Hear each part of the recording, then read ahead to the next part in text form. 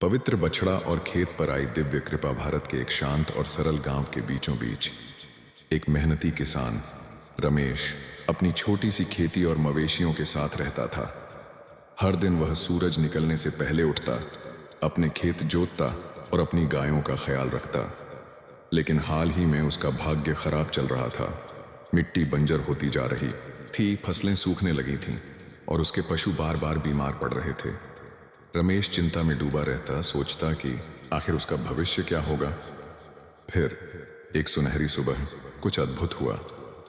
उसकी सबसे पुरानी गाय ने एक सुंदर बछड़े को जन्म दिया।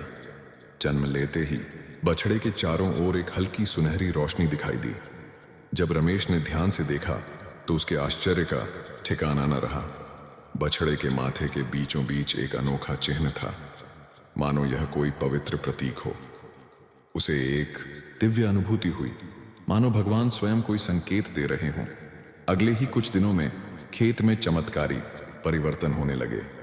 सूखी जमीन फिर से हरी भरी हो गई, फसलें तेजी से बढ़ने लगीं और उसके मवेशी पहले से कहीं अधिक स्वस्थ और शक्तिशाली हो गए। गायों का दूध अधिक पौष्टिक हो गया, मुर्गियों ने पहले से दोगुने अंडे देने शुरू कर दिए।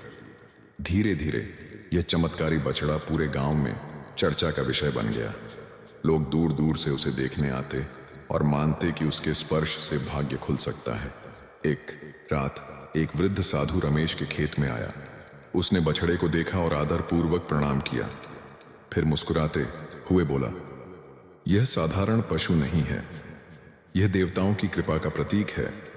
इसका जन्म आपके गांव के लिए शुभ संकेत है। इसके कारण यहाँ सुख समृद्धि बनी रहेगी। धीरे धीरे पूरा गांव खुशहाल हो गया। कुओं का पानी कभी नहीं सूखता था, खेतों में कभी अकाल नहीं पड़ता था और गांव में शांति बनी रहती थी। आभार प्रकट करने के लिए गांव वालों ने चौपाल के बीचों बीच उस पवित्र बछड़े की एक छोटी मूर्ति स्थापित की, जहां लोग आकर प्रार्थना करते और अपना आशीर्वाद मांगते। रमेश जानता था कि असली चमत्कार सिर्फ समृद्धि नहीं थी, बल्कि विश्वास था जिसने पूरे गांव को एक साथ जोड़ दिया था। इस तरह वह बछड़ा बड़ा हुआ, सबके बीच सम्मान और प्रेम का प्रतीक बना रहा। आज भी जब गांव के बुजुर्ग अपनी संतानों को यह कथा सुनाते हैं तो वे उन्हें यह सीख देते हैं कि चमत्कार वहीं होते हैं जहां विश्वास होता है। बस जरूरत है देखने वाली आंखों और श्रद्धा से भरे दिल की।